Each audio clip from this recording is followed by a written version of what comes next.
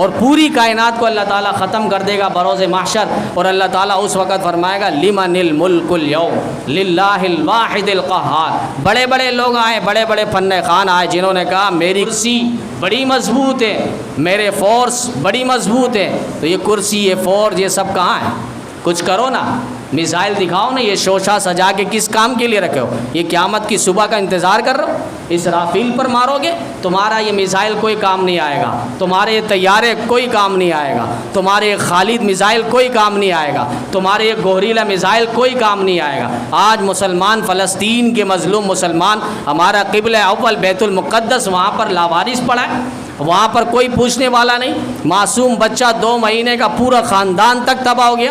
انسانی حقوق کے علمبردار اور NGOs جو انسانی حقوق کے لیے لڑتے ہیں، آواز اٹھاتے ہیں، ماں بہنوں کی ایک مسئلہ ہے اس کو اچھالتے ہیں، پورا مہینہ میڈیا کے اندر دکھاتا ہے، رونا، چیخنا، چلانا اور یہ سارے وابلہ کرتے ہیں، لیکن آج اس کو بیت المقدس نظر نہیں آ رہا، فلسطین میں مسجد اقصیٰ نظر نہیں آ رہی، وہاں کے مظلوم مسلمان وہاں پر نظر نہیں آ رہے، ماں بہنوں کی عزت، عظمت، جان و مال کے ساتھ کھیلا جا رہا ہے، انسانی حقوق کے علمبرداروں کو یہ نظر نہیں آ رہا۔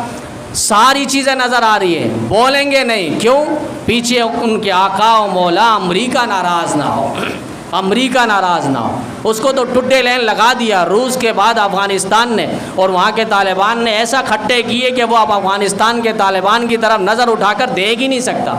ایران ہم سمجھ رہے ہیں کتنا اچھا بندہ ہے، اور وہ کہہ رہا ہے کہ فلسطین کی مدد کریں گے، ایک ہفتے سے خالی یہی ڈنڈورا پیٹ رہا ہے۔ اور حزب اللہ کے نام پر اس نے جماعت بھیجی، وہ حزب اللہ نہیں ہے، مجھے اور آپ کو ایک شوشہ دکھایا جا رہا ہے، وہ حزب الشیطان ہے، حزب الشیطان۔ وہ کام کچھ اور کر رہا ہے، نام کچھ اور کروا رہا ہے۔ میڈیا حزب اللہ نام لے کر ہم سمجھ رہے ہیں کتنا اچھا نام ہے۔ جتنے بھی باطل فرقے آئے نا، انہوں نے اپنا نام اور ٹائٹل بہترین رکھا ہے۔ کسی نے اپنے آپ کو اہل القرآن کہا، ہم قرآن والے ہیں، حدیث والے نہیں ہیں، یعنی اس کے باتوں سے لگتا ہے کہ وہ قرآن والا ہے، حدیث والا نہیں ہے۔ پھر ان کے دستور کے اندر اگر آپ پڑھیں گے تو دستور میں یہ بات لکھی ہے کہ قرآن تو لکھا گیا، حدیث تو بہت بعد صدیوں بعد لکھی گئی، اس پر ہمارا ایمان نہیں۔ قرآن کے بارے میں تو اللہ نے کہا انا نحن نزلنا الذکر وانا لہ لحافظون، ہم نے اس قرآن کو نازل کیا، ہم ہی اس کے محافظ اور نگہبان ہیں۔ حدیث کے بارے میں یہ نہیں کہا گیا، اس لیے ہم اہل القرآن ہیں۔ کسی نے آیا اور اس نے کہا کہ ہم ذکری لوگ ہیں، ذکر کرتے ہیں، کسی نے کہا ہم طریقت والے ہیں، کسی نے کہا ہم ذکریت والے ہیں، فکریت والے ہیں، معرفت والے ہیں، کسی نے کہا ہم جماعت المسلمین ہیں۔ جماعت المسلمین، آپ سمجھیں کتنے بڑے مسلمان ہیں، یہ اتنے بڑے مسلمان ہیں، وہ اپنے آپ کو صرف مسلمان کہتے ہیں، مجھ اور آپ کو کافر کہتے ہیں۔ میں نے کہا یہ جماعت المسلمین نہیں، جماعت المکفرین ہے، وہ جماعت جو مجھے اور آپ کو کافر بنانے والی، وہ جماعت جو مجھے اور آپ کو کافر ٹھہرانے والی، یہ جماعت المسلمین کے نام رکھا گیا۔ یعنی ہر باطل مذہب جب آئے گا وہ اپنی شکل نہیں آئے گا، وہ اچھے اور اسلام کی لبادے میں آئے گا تاکہ کچھ وقت تک اس کی دکانیں چمکتی رہیں۔ تو یہ حزب اللہ نام رکھا گیا، جبکہ اندر سے وہ حزب الشیطان ہے۔ تو ایران کو باقاعدہ طالبان نے، افغانستان کے طالبان نے کہا کہ ہمیں راستہ دو، فلسطین کی مدد کے لیے ہمیں پہنچنا ہے، اوپر سے ہمارے لیے راستہ ہموار کیا جائے، لیکن اس نے ڈائریکٹ منع کر دیا۔ بھائی تم اگر مدد کر رہے تھے تو ان کو بھی جانے دو وہاں پر، تو وہ راستہ اس نے دینے سے سراسر انکار کیا۔ تو مجھے آپ کے لیے ضروری ہے کہ ہم اپنے فلسطین بھائیوں کی مدد کریں۔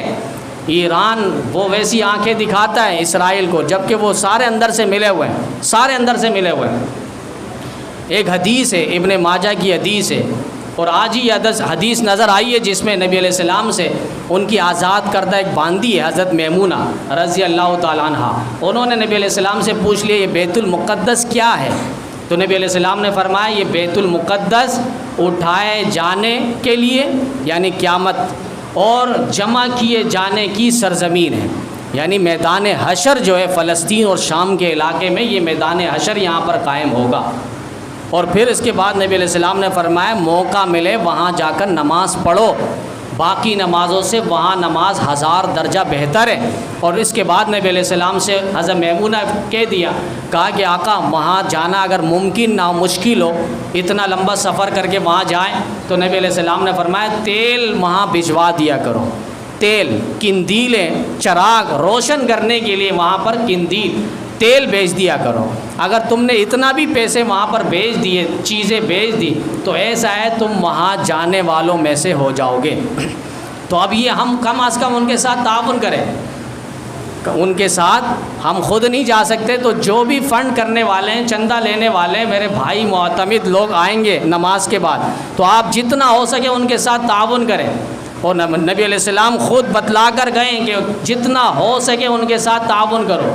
تبارك الذي نزل الفرقان على عبده ليكون